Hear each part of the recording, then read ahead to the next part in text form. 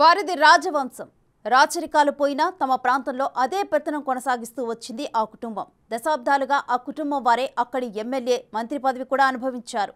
పార్టీలు వేరేనా బయటి వారికి పదవులు దక్కకుండా రాజకీయం చేయటంలో వారు సిద్ధహస్తులన్న పేరుంది. ఆ క్రమంలో ప్రస్తుతం అధికారం చలాయిస్తున్న అక్కడి ఎమ్మెల్యేపై ప్రజలు గుర్రుగా ఉన్నారనే టాక్ నడుస్తోంది. వారి పెత్తనం ఇక చాలని సొంత పార్టీ నాయకులే అంటున్నారట. ఇంతకీ ఎవరా ఎమ్మెల్యే? ఎందుకు అంత నెగిటివ్ అయ్యారు?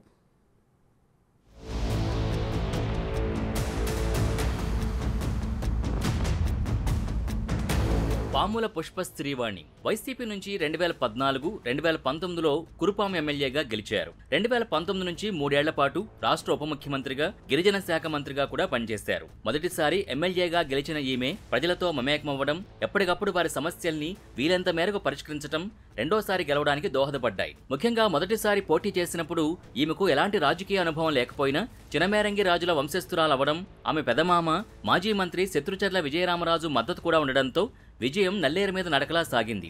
ఎస్టీ కొండదొర తెగకు చెందిన వీరి కుటుంబం అంటే అక్కడి ప్రజలకు ఎనలేని విశ్వాసం ఉండడంతో రెండోసారి ఎమ్మెల్యేగా గెలిచి మంత్రి అయ్యారు పుష్ప శ్రీవాణి. అయితే రెండోసారి గెలిచి మంత్రి అయిన దగ్గర నుంచి ఈమెపై విమర్శలు పెరిగి వివాదాలు చుట్టుముట్టాయి. చినమేరంగి రాజులపై ఎన్నడూ లేని విధంగా అవినీతి ఆరోపణలు కూడా వచ్చాయి. ఎన్ఆర్ఈజీఎస్ నిధుల్ని దిగమింగుతున్నారన్న విమర్శలు వెల్లువెత్తాయి. మరోవైపు వైసీపీ కార్యకర్తలు, నాయకులు కూడా తమని పట్టించుకోవడం లేదని బహిరంగంగానే అసంతృప్తి వెళ్లగక్కుతున్నారు. ఇచ్చిన హామీలు అమలు చేయడం లేదని ప్రజలు కూడా వ్యతిరేకతతో కనిపిస్తున్నారు.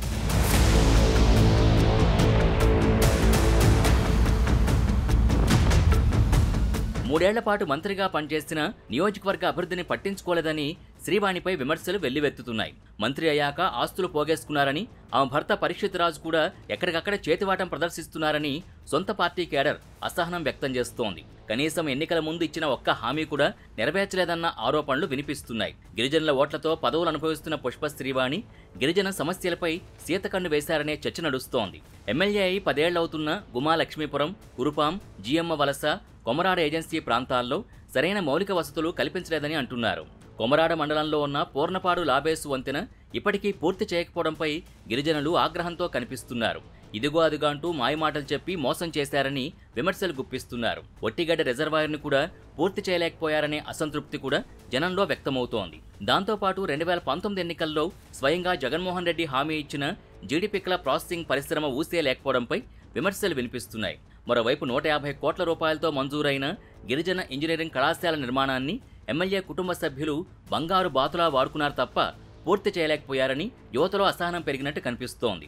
2 ఏళ్ల నుంచి అడ్మిషన్లు ప్రారంభిస్తామని మాటలు తప్ప చేతలు లేవని యువత నిరుత్సాహపడుతోంది. ఇంజనీరింగ్ కళాశాల తెచ్చేశాం అన్న ప్రగల్భాలు తప్ప దాని నిర్మాణాన్ని పూర్తి చేయకపోవడంతో గిరిజనం ఆగ్రహావేశాలు వ్యక్తం చేస్తున్నారు.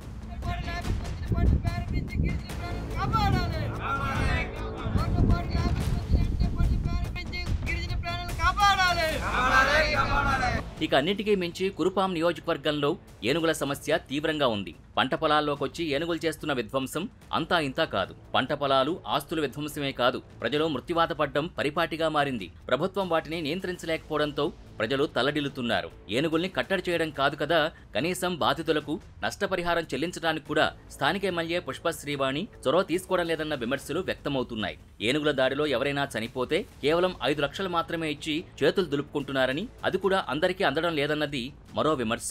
నష్టపరిహారం 10 లక్షలు చేయాలని పలుమార్లు విన్నవించుకున్న ఎమ్మెల్యే పుష్ప శ్రీవాణి ప్రభుత్వం దృష్టికి తీసుకువెళ్లడంలో విఫలమయ్యారని స్థానికులు ఆగ్రహం వ్యక్తం చేస్తున్నారు. కురుపాం నియోజకవర్గంలో ఎంత వ్యతిరేకత కనిపిస్తున్నా తన విజయంపై ధీమాగా కనిపిస్తున్నారు పుష్ప శ్రీవాణి. కురుపాం నియోజకవర్గ టీడీపీ ఇన్ఛార్జ్ తోయక జగదీశ్వరికి అంగబలం, అర్థబలం తక్కువ అవడం తనకు కలిసొస్తుందని భావిస్తున్నారట. అదీకాక తన మామ శత్రుచర్ల విజయరామరాజు టీడీపీలో ఉన్నప్పటికీ వచ్చే ఎన్నికల్లో లోపాయకరంగా తనకే మద్దతిస్తారనే ధీమా వ్యక్తం చేస్తున్నారట పుష్ప శ్రీవాణి. చూడాలి మరి ఆమె లెక్కలు ఎంతవరకు వర్కౌట్ అవుతాయో.